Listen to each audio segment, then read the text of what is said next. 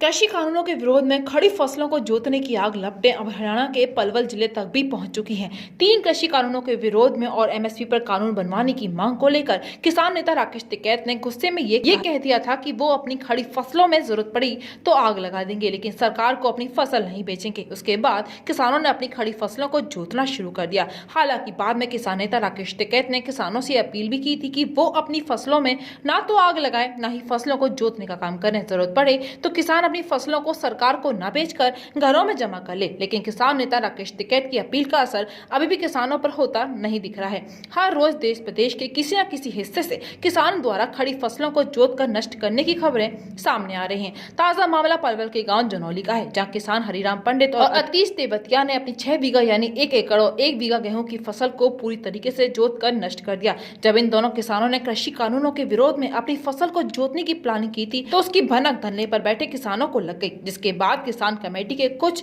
सदस्य जनौली गांव में इन किसानों के खेतों पर पहुंचे और कमेटी के सदस्यों ने किसान के ट्रैक्टर को रोकने का काफी प्रयास किया। कृषि कानूनों से नाराज किसानों को समझाने की कोशिश की थी कि वो अपनी फसलों को नष्ट न करें, बल्कि विरोध स्वरूप अपनी फसलों को स्टॉक कर लें और सरकार को न बेचें। लेकिन किसानों ने कमेटी के सदस्यों की एक ही ना सुनी और पूरे गेहूं की फसल को नष्ट कर दिया। किसानों का कहना था कि सस्ते रेट में अपनी फसलों को बेचने से तो अच्छा है उस पर खर्चा करने की बजाय उन्हें जोत दें, क्योंकि जब तक एमएसपी पर कानून नहीं बनवाया जाएगा, कृषि कानून रद्द नहीं होंगे, किसानों की समस्या का समाधान नहीं होगा।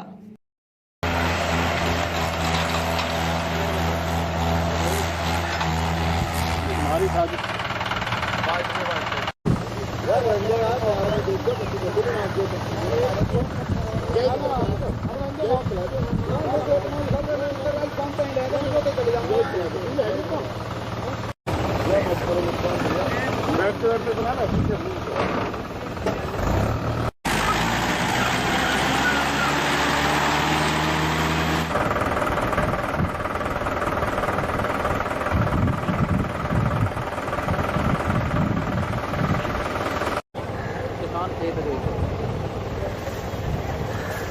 फसल जोत दी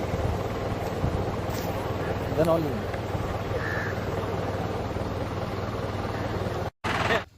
देखिए, हमारे तमाम किसानों का ये मानना है कि फसल में जो गेहूं पैदा होता है या कोई और जिन्स पैदा होती है, ये धरती माता पैदा करती है और संसार के लोगों का पेट भरण पोषण के लिए है।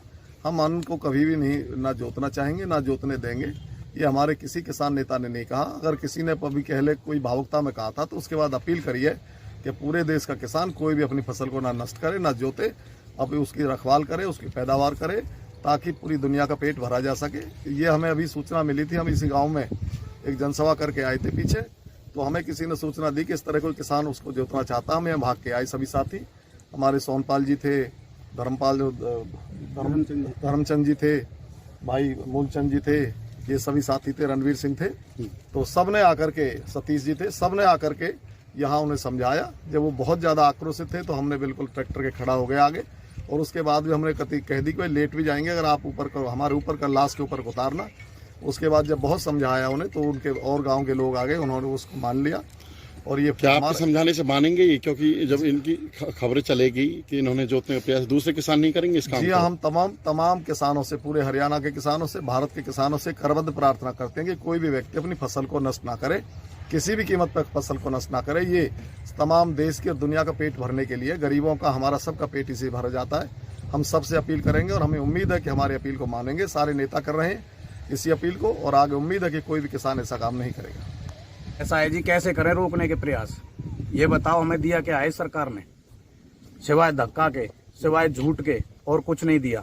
एक बात बताओ, ये मजदूरी भी नहीं निकलेगी हमारी। इसमें जो हमने जो इसमें मजदूरी लगा दी वो मजदूरी भी नहीं निकलेगी हमारी। क्या रेट? नहीं तो सरकार एमएसपी दे रही, और वो कानून और हमारे ऊपर ऐसे गंदे थोप दिए सरकार ने, जो बहुत गलत कानून थोप दिए। तो फसल तो आपकी है, आप क्यों जोत रहे हो सर? फसल हमारी है जी। अगर हमेशा अगर उसमें गौशाला में भी डालें या किसी को कहीं दें तो उसकी तो मजदूरी हमें इसकी देनी पड़ेगी, कटवाने की तो हमें मजदूरी देनी पड़ेगी। और सरकार हमारे बारे में नहीं सोच रही तो हम क्यों सोचे किसी के बारे में? और बहुत खेती है हमारी। आपके इस फैसले का दूसरे किसानों पर असर पड़ेगा, नुकसान होगा? ऐसा है जी, बिल्कुल हमारी खेती है, जैसा हमारा मन करे वैसा करेंगे जी। और उन किसानों की वो जाने। सरकार भी अपील कर रही है ऐसा ना करें। सरकार से जी 3 महीने, आज 107 108 दिन है जी, हाथ जोड़ते जोड़ते सरकार से जी एमएसपी लागू कर दो जी, एमएसपी पे कानून बना दो। जब सरकार ही हमारे बारे में नहीं सोच रही तो हम क्यों सोचे सरकार के बारे में और आदमी के बारे में हम क्यों सोचें। बेरोजगारी इतनी कर दी जी, दुनिया भर से ज्यादा बेरोजगार कर दी सरकार ने जी। मोदी जी, कब तक ऐसा करते रहोगे? कब तक ऐसा है जी, बिल्कुल आगे अब तो जी बिल्कुल इतनी फसल रखेंगे हम अपने लायक, जो हम खुद खा लें और अपने बच्चे इनका पालन पोषण करने जी। कब तक करते रहोगे ऐसा? बिल्कुल जब तक हमारी चलेगी। हम तो जी बिल्कुल चौधरी छोटू राम के वंशज हैं जी, किसान हैं, जिम्मेदार हैं। बिल्कुल जब तक हमारी सरकार नहीं मानेगी जब तक करेंगे जी। बिल्कुल चाहूँ जी, आज जब भी ना बिक्रो गेहूँ। अब 1500 रुपये हम देने तो फायदा कहा होगा, या तो जो देंगे। क्या आपने दूसरी जगह जो विरोध हुआ कृषि कानूनों का, दूसरी जगह जोती जा रही है फसलें, उसे देखकर ऐसा किया है या फिर और कोई दिक्कत है आपको? ना, मैंने तो अपने ऊपर ही करे जी, कहते मैं कहाँ लो बेचूंगा ना, 1500 रुपया में कहाँ फायदा होगा मुझे। हाँ, क्या मांग करते हो आप ताकि दूसरे किसान इस तरह से रोक सकते हैं? ये एमएसपी पे खरीद करी जाए, और ये जब सब खरीदी जाए तो जब तो हम यार 9 भी जोते। और कौन लोग आए जिन्होंने आपको रोका बीच में?